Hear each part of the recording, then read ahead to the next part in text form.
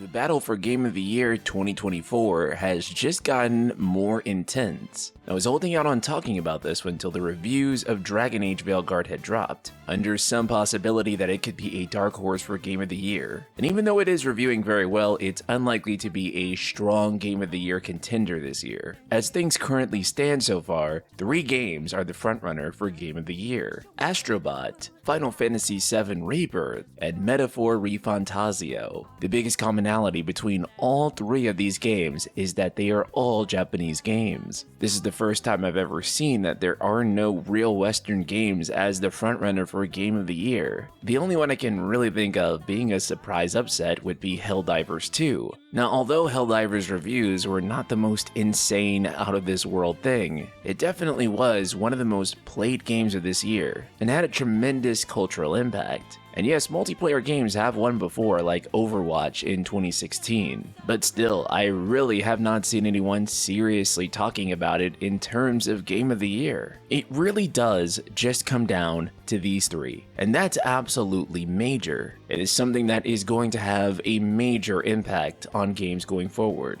In the case of Final Fantasy VII Rebirth, personally, this is one of the most enjoyable Final Fantasy experiences that I've ever had. The expansive world, the variety of content, and that's not to say that I don't have my bones to pick with this game when it comes to particular things like the story. However, the overwhelming quality of Final Fantasy VII Rebirth was a brand new bar for the series. Seriously, you know something insane is going on when the biggest complaint about the game is that there is too much content. It became the 2nd highest rated game in the series, with Final Fantasy IX holding the current highest Metascore. Although if you factor in the number of high quality reviews, then FF7 Rebirth is the most critically acclaimed Final Fantasy game of all time, at least in terms of Metascore. There's been a lot of talk about Final Fantasy VII Rebirth in terms of its sales, whether or not it met expectations, and industry analysts saying that the game underperformed. Of all the games that need Game of the Year, Final Fantasy VII Rebirth is definitely the one. The PS5 Pro is coming out, but more so, the PC version of Remake was announced at the Game Awards. It's entirely possible that the PC version of Rebirth could be announced here too. This would mean a wave of new customers who potentially could buy the game, especially those who bought Final Fantasy VII Remake on PC and have been waiting for a very long time to be able to play its follow-up. The idea of this game potentially winning Game of the Year, while simultaneously announcing that it's going to be available for access to an even wider audience, is something that has great potential to boost Final Fantasy VII Rebirth to greater heights, and allow it to reach the sales that it so rightfully deserves. It also serves another important function too. It communicates clearly to investors that Square Enix is still making good games. Even if this one didn't take off due to certain circumstances, there is still good reason to have faith in Square Enix and what they can accomplish. All of this is to say that Final Fantasy VII Rebirth benefits the most out of all of these games from winning Game of the Year. Now I've got a way for you to benefit the most as well if you've been overpaying for video games. Our sponsor Instant Gaming gets codes from authorized code resellers and gets them to you at a price much cheaper than you'd pay on their storefronts. They are also letting us give away a free game at the end of this month, and time is almost out. So be sure to check out Instant Gaming with a link in the description and pinned comment below, and you can get a discount on what is arguably Game of the Year, Metaphor ReFantazio. Now everyone kind of thought that Final Fantasy VII Rebirth had Game of the Year on lock. I did not think that anything was going to challenge it, and in fact when I was looking at Metaphor ReFantazio before it released, and again this is coming from someone who's a huge Persona fan, I didn't think it was going to have anywhere near the reception of Persona 5. In terms of Metascore, I was thinking that it'd probably be somewhere in the high 80s, and it would mostly just be applauded as a brand new IP from Atlus that hopefully they'd be able to build on in the future. Boy, was I wrong. Metaphor ReFantazio's reception is right there with P5's, and what many would argue is one of the best games that Atlus has ever created. At the very least, it is the best implementation of the calendar system ever, and yet another banger and yet a long list of games that prove that turn-based is still incredible. The benefit of Metaphor winning Game of the Year is absolutely staggering. This is a game that absolutely defies AAA sensibilities. A lot of environments in this game are literally pre-rendered backgrounds. While every other game is having an ever-expansive open world, this game expands the scope of its world by sometimes just having a JPEG in the background. A very good chunk of the dialogue in this game is not voice acted. It's hard to say for certain, but just going by memory alone, the mid-game of Metaphor might have even less voice acting than Persona 5. And although this game did have an 8-year development cycle, there is absolutely no way that it cost as much as a God of War, The Last of Us, etc. And I mention this with purpose. The reason there aren't that many Western AAA frontrunners for a Game of the Year is because it's becoming increasingly apparent that AAA development is hitting a wall, with many AAA games taking 6 to 8 years to develop. Of course, that doesn't mean that games that are cheaper to produce, like Metaphor ReFantazio, can't also take that long to make. But here is the key difference. According to many major AAA publishers, AAA franchises can cost over $1 billion to make, with them saying, quote, "According to the report, AAA games that are greenlit now with the potential of releases in 2024 or 2025 typically receive development budgets of $200 million or higher. Call of Duty already surpassed $300 million in development costs alone, and the next Grand Theft Auto title will likely require a development budget of $250 million or more. When considering marketing costs, this number can jump to over $1 billion